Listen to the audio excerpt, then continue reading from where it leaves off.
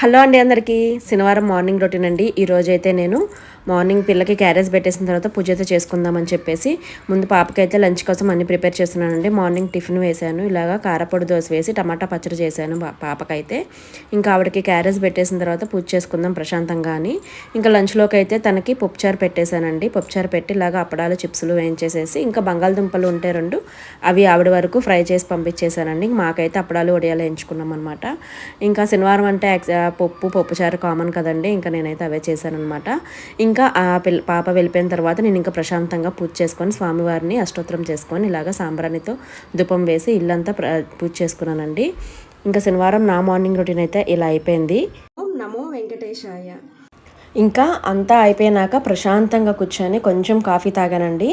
ఇలాగా ఒక 5 మినిట్స్ కూర్చొని కాఫీ తాగిన తర్వాత ఎంత పనైనా చేయాలనిపిస్తుంది నాకైతే. మీలో ఎంతమంది కాఫీ అంటే ఇష్టం ఉందో కామెంట్ బాక్స్లో కామెంట్ చేయండి.